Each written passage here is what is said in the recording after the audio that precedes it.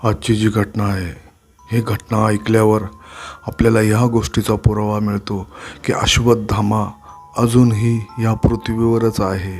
ही घटना आजपासून 7 वर्षापूर्वी उत्तराखंडमध्ये राहणाऱ्या एका मराठी कुटुंबातल्या एका तरुणाबरोबर घडली होती. त्या तरुणाचं नाव होतं ओमकार. ओमकारला सोलो नाईट कॅम्पिंग करायचा खूप नाद होता. तो जसा कामातून मोकळा झाला की तो नाईट कॅम्पेन करायचा. त्याच्याकडं कॅम्पेन करण्याचं सगळं सामान होतं. एके दिवशी तो असाच उत्तराखंडमध्येच एका जंगलामध्ये नाईट कॅम्पिंग करायला गेला होता. त्याला ॲडव्हेंचर आणि प्राणी बघायला खूप आवडायचे. त्यामुळं तो अशा जागी त्याचे टेंट लावायचा की जिथं तो प्राण्यांना बघू शकेल पण प्राणी त्याला बघू शकणार नाही. म्हणजे तो जिथं टेंट लावायचा झाडी झुडपात लावायचा आणि प्राण्यांना तो टेंट दिसाव नाही अशा जागी लावायचा, पण त्याला प्राणी सगळे दिसतील अशा जागीच तो लावायचा. ओमकारने याही वेळेस तशीच जागा निवडली आणि तो टेंट लावू लागला. ओमकारचा टेंट बांधून झाला. आता संध्याकाळची वेळ झाली होती. संध्याकाळचे 6-6:30 वाजले होते आणि जंगलामध्ये खूप लवकर अंधार पडतो.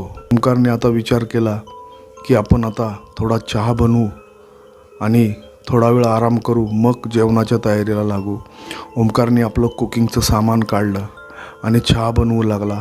तर अचानक त्याच्या डोक्यात आलं की आज काहीतरी विचित्र प्रकार घडणार आहे आपल्याबरोबर. आपण इथं थांबायला नको.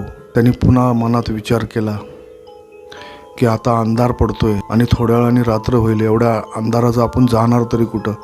जाऊ दे, आपण एवढ्यांदा नाईट कॅम्पिंग केली आहे, तेव्हा काय नाही झालं तर आता काय होणार आहे. त्यांनी तो विचार डोक्यातून काढला आणि चहा बनवून पिऊ लागला आणि जंगलातले आवाज ऐकू लागला. आता ओमकारला थोडा कंटाळा आला होता. तो खूप दमला होता. त्याच्यामुळे टेंटच्या आत जाऊन थोडा वेळ पडून राहिला. आता थोडा वेळ झाला होता. ओमकारला आता भूक जाणवत होती. त्यामुळे ओमकार उठून टेंटच्या बाहेर गेला आणि आजूबाजूला पाहिले. आजूबाजूला बघतोय तर काय, पूर्ण भेसूर वातावरण झालं होतं. ते बघून ओमकारला खूप भीती वाटली, कारण त्या जागी एकटाच होता. त्याच्या मनात आलं, आज आपण एवढं का घाबरतोय? एवढ्यांदा आपण नाईट कॅम्पेन केली, ते पण किती विचित्र ठिकाणी. तेव्हा काही भीती नाही वाटली, पण आज का असं मला वाटतंय?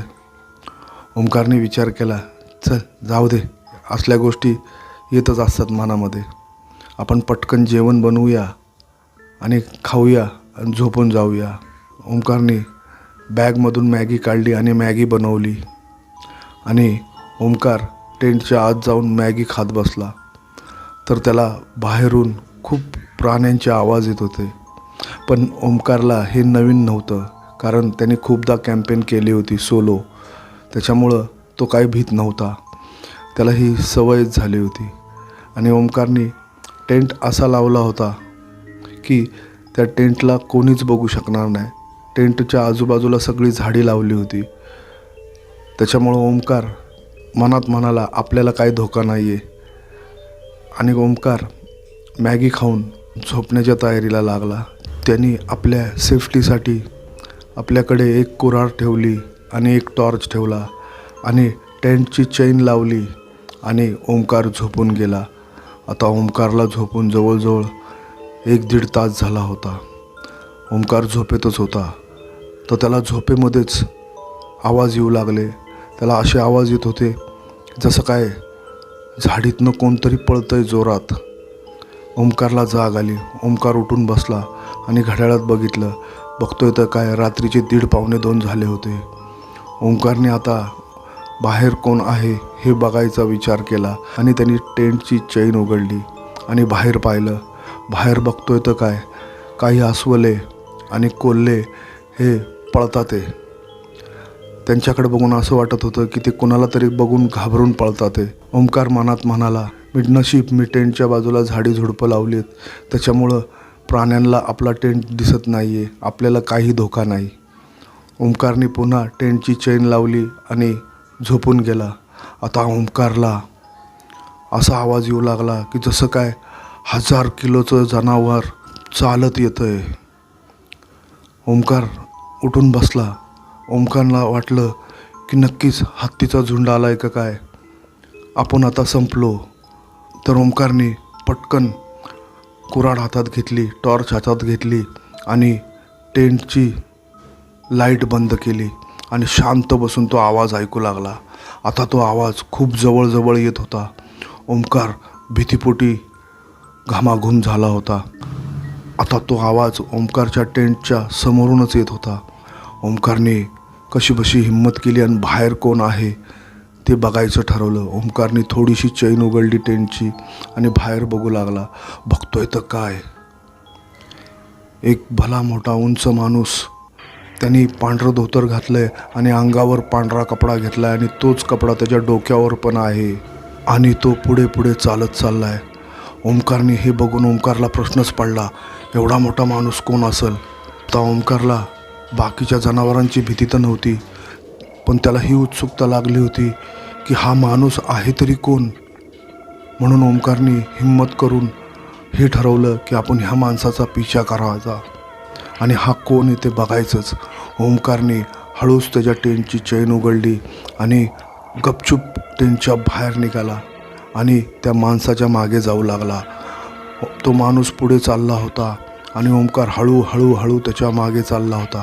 तो माणूस एका मोठ्या झाडाखाली बसला आणि ओमकार तिथेच असलेल्या एका झाडामागे लपून त्या माणसाकडे बघत होता. ओमकारने पाहिलं, तो माणूस अतिशय तेजस्वी दिसतोय आणि बलवान दिसतोय. तो माणूस ज्या झाडाखाली बसला होता त्या झाडाच्या आजूबाजूला काही झाडे नव्हती, थोडं मोकळं होतं.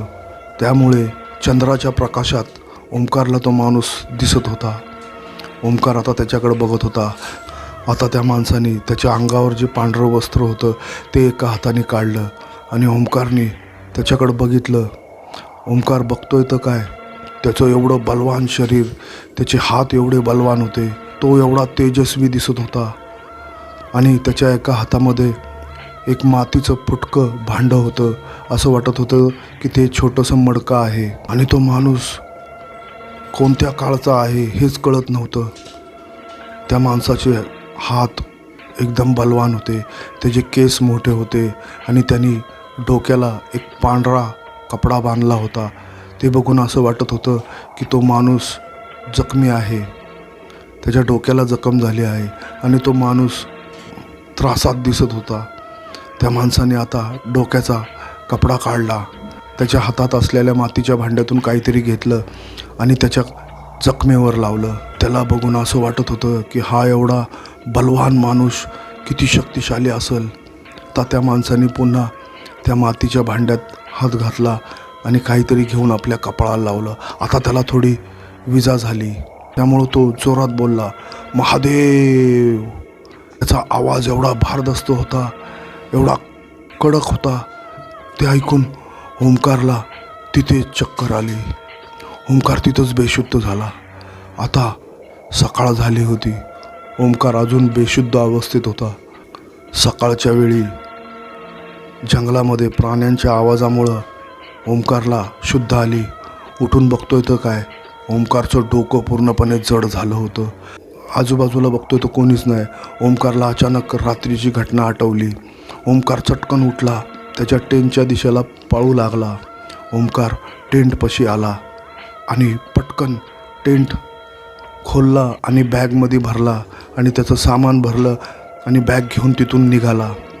आता ओमकार घरी आला होता. त्याला येऊन 2 दिवस झाले होते, पण तो त्याच्या घरच्यांशी काहीच बोलत नव्हता. त्याच्या घरचे त्याला विचारत होते, अरे जेवण का नाही करत आहे, बोलत का नाही आहे. ओमकार काहीच बोलायचा नाही, आपल्या रूममध्ये जाऊन बसायचा आणि सतत त्या घटनेचा विचार करायचा आणि मनात बोलायचा, हा माणूस होता तरी कोण. आता त्याच्या घरच्यांनी म्हणजेच आईवडिलांनी ओमकारला खूप आपुलकीने विचारलं, काय झालं आहे ओमकार, सांग तरी नीट. 2 दिवस झालं तू काय खात नाही आहे, पित नाही आहे, नुसता रूममध्ये बसतो आणि बोलतही नाही.